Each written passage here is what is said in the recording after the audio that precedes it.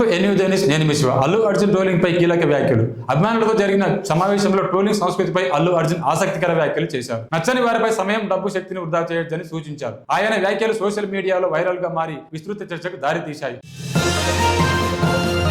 హైడ్రాపై CM Revanth Reddy స్పష్టత. High court కీలక ఆదేశాలు. హైడ్రా చర్యలు కొనసాగుతాయని సీఎం రేవంత్ రెడ్డి ప్రకటించారు. హైడ్రా కమిషనర్ పై హైకోర్టు తీవ్ర వ్యాఖ్యలు చేస్తూ మార్పు సూచించింది. ఈ పరిణామాలు తెలంగాణ రాజకీయ వర్గాల్లో కొత్త చర్చకు దారితీశాయి.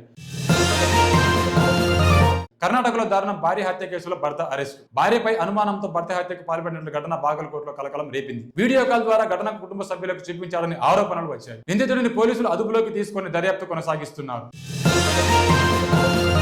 మహబూబాబాద్ లో మిర్చి రైతు ఆత్మహత్యాయత్నం. పంట విక్రయించిన డబ్బు రాకపోవడంతో రైతు తీవ్ర ఆవేదనకు గురయ్యాడు. వ్యవసాయ మార్కెట్ ఎదుట పెట్రోల్ పోసుకుని ఆత్మహత్యాయత్నానికి ప్రయత్నించాడు.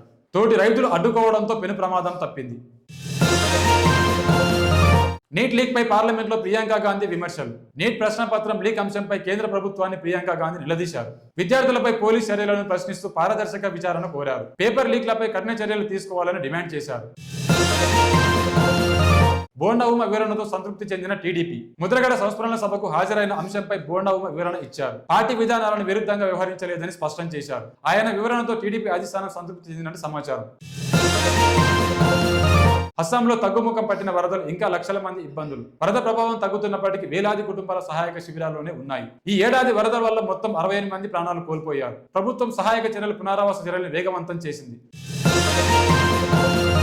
పంజాబ్ లో రైతుల ఆందోళనలు. వాణిజ్య ఒప్పందంపై నిరసనలు. భారత్ అమెరికా ప్రతిపాదిత వాణిజ్య ఒప్పందానికి రైతులు వ్యతిరేకంగా నిరసనలు చేపట్టారు. శంభు సరిహద్దులో భారీగా రైతులు గుమిగూడడంతో ఉద్రిక్తత నెలకొంది. రైతుల ప్రయోజనాలు కాపాడుతామని కేంద్ర ప్రభుత్వం హామీ ఇచ్చింది.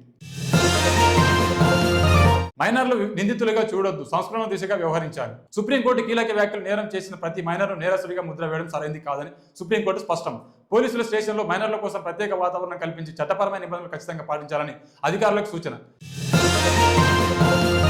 హైదరాబాద్ లోని 16 జిల్లాలకు ఎల్లో అలర్ట్ జారీ. నేడు రేపు భారీ వర్షాలు కురిసే అవకాశం. బంగాళాఖాతంలో ఏర్పడిన వాతావరణ ప్రభావంతో తెలంగాణ వ్యాప్తంగా వర్షాలు కొనసాగుతాయని వాతావరణ శాఖ హెచ్చరిక. లోతట్టు ప్రాంతాల ప్రజలు అప్రమత్తంగా ఉండాలని అధికారులు సూచించగా పలు జిల్లాలకు 37 నుంచి 64 కిలోమీటర్ల వేగంతో ఈదురుగాలుల హెచ్చరిక జారీ చేశారు. For more updates stay tuned to N Uday news.